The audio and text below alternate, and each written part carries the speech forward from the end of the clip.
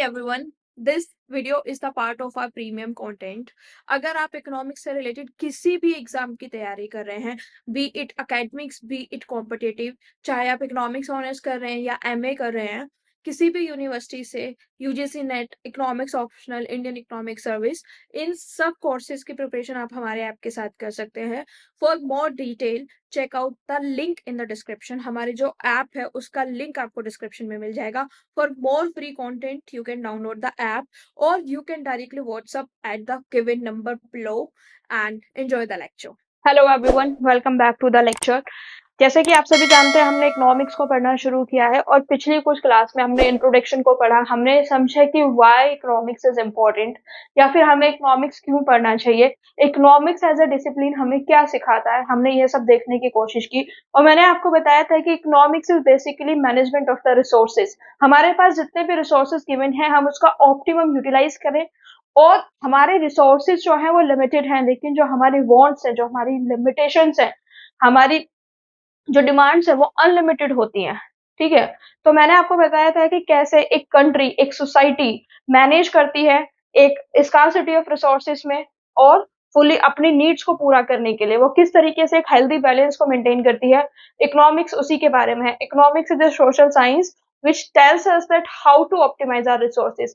Basically हमारे जो resource scars हैं उनको हम कैसे यूटिलाइज करें, ये सारी की सारी कहानी उसी की है. आज से हम डीप डाइव करेंगे माइक्रो इकोनॉमिक्स के अंदर. माइक्रो इकोनॉमिक्स के जो बेसिक कॉन्सेप्ट्स हैं हम आज से वो पढ़ना शुरू करेंगे.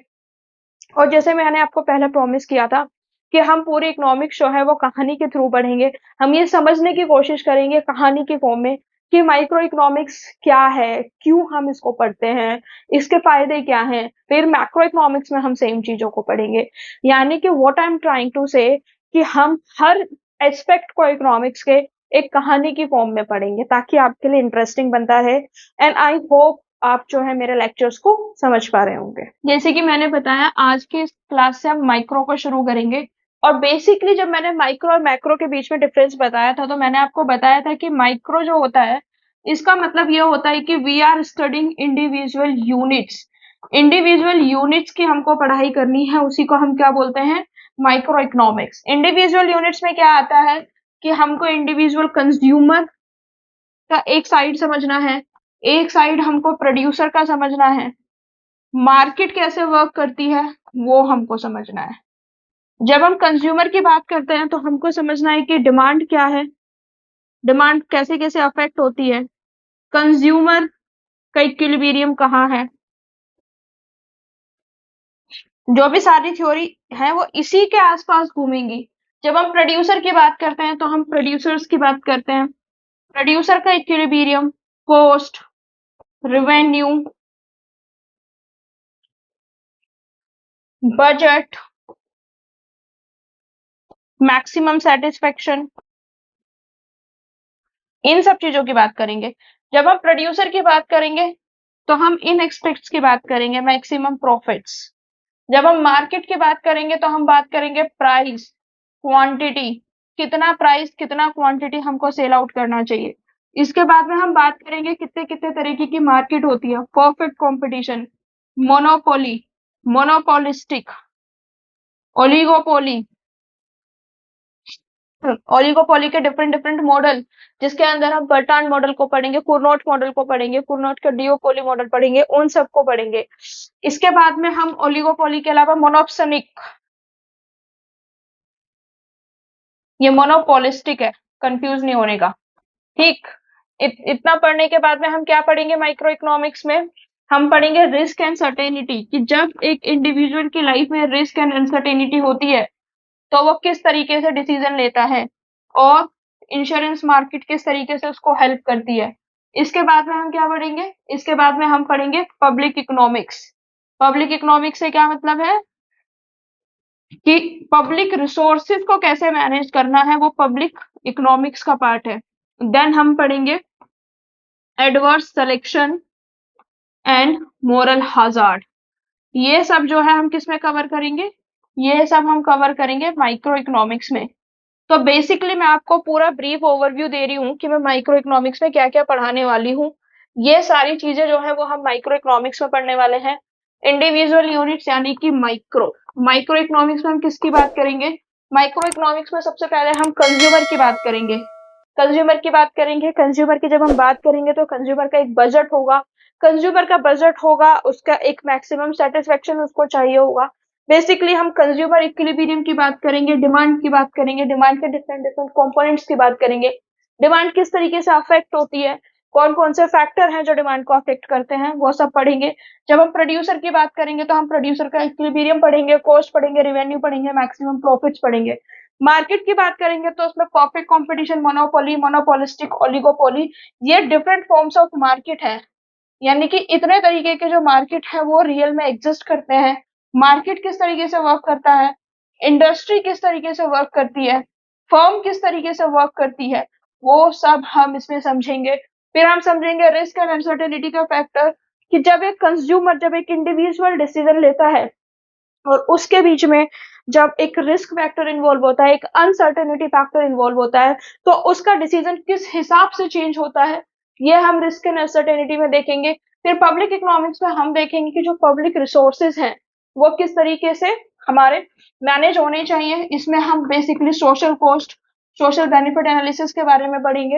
And then we will study about the adverse selection and moral hazard, कि मार्केट फेलियर क्यों होता है। बेसिकली हम इन दो कंपोनेंट में, पब्लिक इकोनॉमिक्स एडवर्स सिलेक्शन के कंपोनेंट में, हम ब्रॉडली ये समझने की कोशिश करेंगे कि मार्केट फेलियर क्यों होता है, ठीक है, और इसके क्या क्या सोल्यूशन हो सकते हैं, ये सब हम बेसिकली समझने की कोशिश करेंगे under the gambit of micro economics.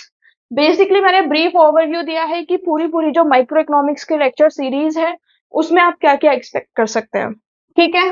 Micro economics की एक सीरीज है, तो सबसे पहले हम डील करेंगे मार्केट। पहले हमको समझना है मार्केट क्या प्लेस है। मार्केट क्या है?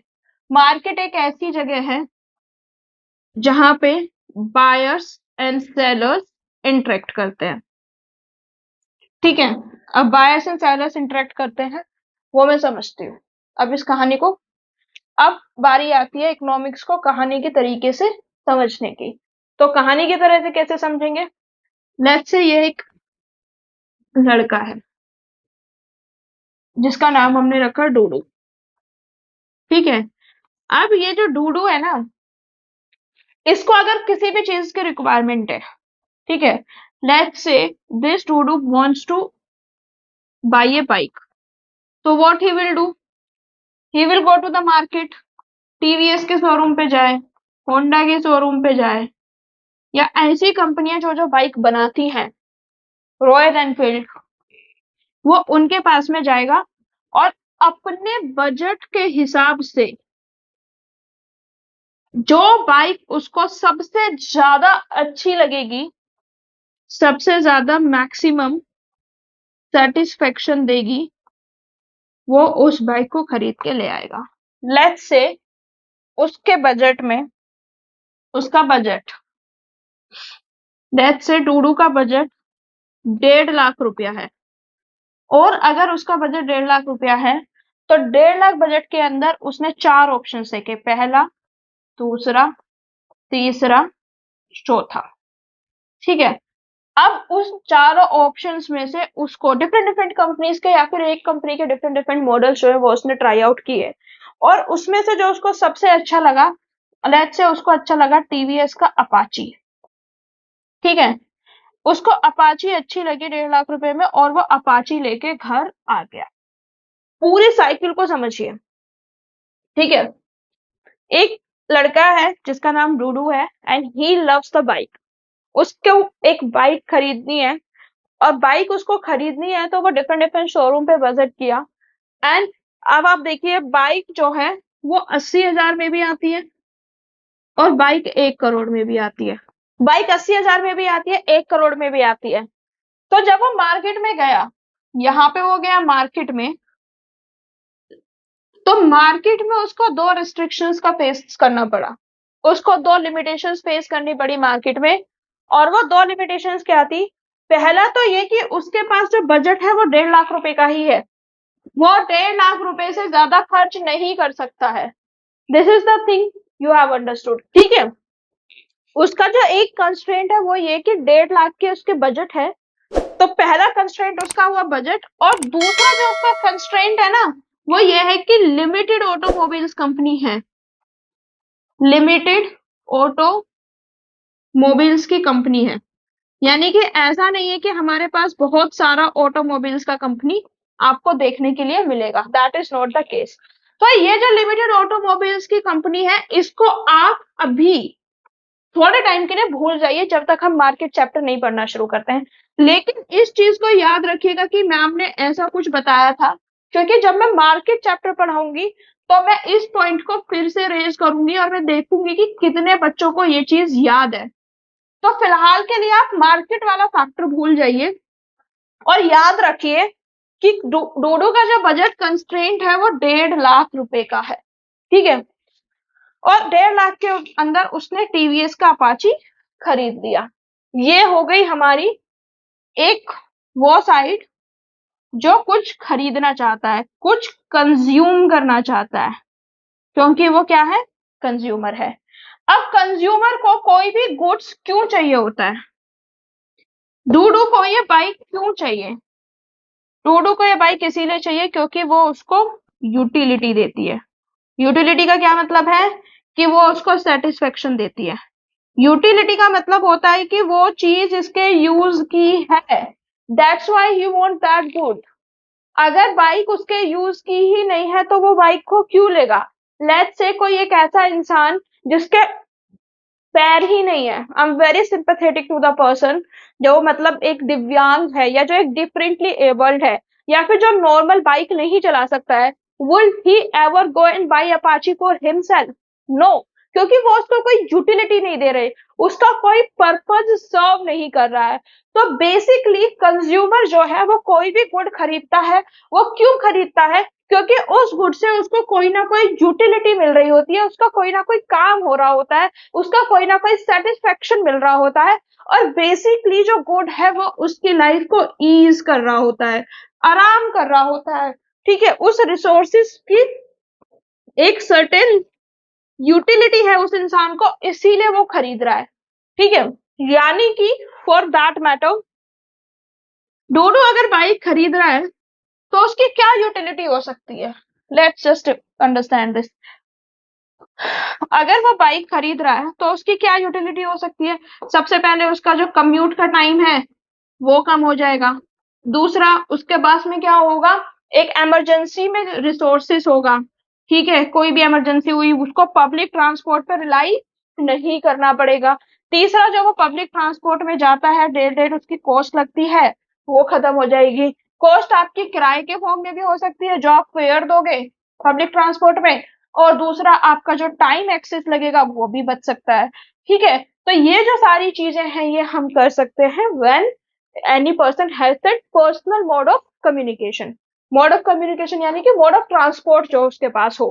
तो ये हमने पढ़ी डोडो की साइड, ठीक है। तो मैंने आपको क्या बताया था, मैंने आपको बताया था कि मार्केट वो साइड होती है जहां पे बायर्स एंड सेलर्स आपस में इंटरेक्ट करते हैं, राइट, इतने में कोई कंफ्यूजन नहीं है। बायर्स एंड सेलर्स ने इंटरेक्शन किया, यहाँ पे हमने किसकी बात की, बायर्स की बात की। डूडू कौन है, बायर है, क्योंकि उसको बाइक खरीदनी है। अब हम देखते हैं कि सेलर्स की क्या कहानी होती है, ठीक है। अब लेट्स सी सेलर्स की क्या कहानी है। सेलर्स में क्या है बेटा, लेट्स से कोई भी एक कंपनी है, ठीक है, कंपनी ने 4 फैक्टर्स ऑफ प्रोडक्शन को हायर किया, और 4 factors of production, land, labour, capital, entrepreneur, इन चारों को हायर करने के बाद व्हाट दे डिड, उन्होंने किसी गुड को प्रोडक्शन किया, production of goods and services, and when they did the production of goods and services, तो व्हाट हैपेंड, एक गुड बना, और उस गुड को बनाने में कुछ कॉस्ट आई, ठीक है।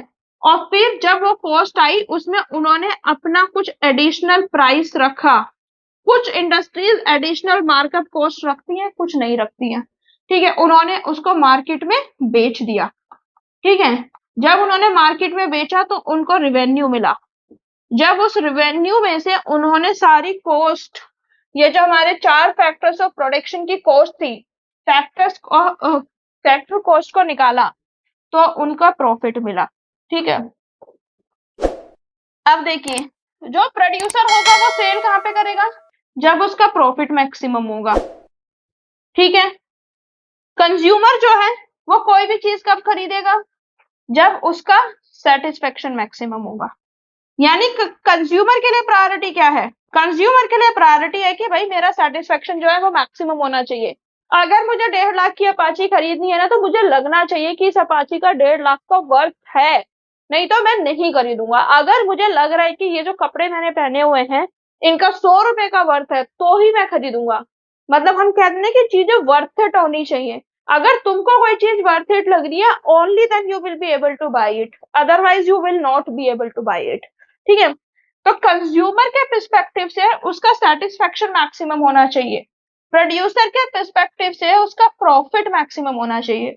तो जब कंज्यूमर में सेटिस्फेक्शन मैक्सिमम हो जाएगा, प्रोड्यूसर में प्रॉफिट मैक्सिमम हो जाएगा, अंडर दैट सर्कमस्टेंसेस आपका एक इक्विलिब्रियम एस्टैब्लिश होगा, जो कि हम डिटेल में बाद में पढ़ेंगे। तो बेसिकली मैं आपको बताने की कोशिश कर रही थी कि मार्केट की जो फंक्शनिंग होती है वो बेसिकली दो कंपोनेंट पर डिपेंड करती है, एक उसमें बायर होता है, एक उसमें सेलर होता है। इकोनॉमिक्स की लैंग्वेज में जो बायर होता है उसको हम बोलते हैं कंज्यूमर, और जो सेलर होता है उसको हम बोलते हैं प्रोड्यूसर। और इनसे रिलेटेड जितनी भी चीजें होती है, जैसे कि कंज्यूमर अपना सेटिस्फेक्शन कैसे डिसाइड करेगा, कंज्यूमर की बजट लाइन कैसे ड्रॉ होगी, कंज्यूमर का इक्विलिब्रियम कहाँ होगा, प्रोड्यूसर का इक्विलिब्रियम कहाँ होगा, प्रोड्यूसर अपनी कॉस्ट कैसे डिसाइड करेगा, प्रोड्यूसर अपना रेवेन्यू कैसे कैलकुलेट करेगा, प्रोड्यूसर अपना प्रॉफिट कैसे कैलकुलेट करेगा। जब ये सारी चीजें हो जाएंगी ना, कंज्यूमर की अलग, प्रोड्यूसर की अलग। ठीक है, तो जब हम कंज्यूमर का साइड पढ़ेंगे तो उसको हम बोलते हैं कंज्यूमर बिहेवियर, या theory of consumer behaviour and demand. जब हम प्रोड्यूसर के पर्सपेक्टिव को समझेंगे तब उस थ्योरी को बोलते हैं प्रोड्यूसर थ्योरी या थ्योरी ऑफ प्रोड्यूसर। जब हम इन दोनों का इंटरेक्शन समझेंगे तो हम उसको बोलेंगे मार्केट फॉर्म्स या मार्केट थ्योरी। जब हम देखेंगे कि मार्केट कोलैप्स हो गई, मार्केट को जितना रेवेन्यू देना था, या मार्केट जहां पे हमने बोला कि डिमांड सप्लाई इक्वल हो जाएगा, डिमांड सप्लाई इक्वल क्यों नहीं हुआ, जब हम वो पढ़ेंगे तो उसको हम बोलेंगे मार्केट फेलियर। जब हम मार्केट फेलियर के कारण को पढ़ेंगे कि ऐसा क्यों हुआ, तो उसको हम बोलेंगे adverse selection and moral hazard. ठीक है, बेसिकली आप क्या समझे? मैंने जो अभी आपको थोड़ी देर पहले बताया कि जो हम इकोनॉमिक्स का इंट्रोडक्शन मैंने पढ़ा, मैंने उसमें आपको बताया कि हम उसमें कंज्यूमर की थ्योरी पढ़ेंगे, प्रोड्यूसर की थ्योरी पढ़ेंगे, मार्केट फॉर्म पढ़ेंगे, उसमें हम adverse selection and moral hazard पढ़ेंगे, रिस्क एंड अनसर्टेनिटी पढ़ेंगे।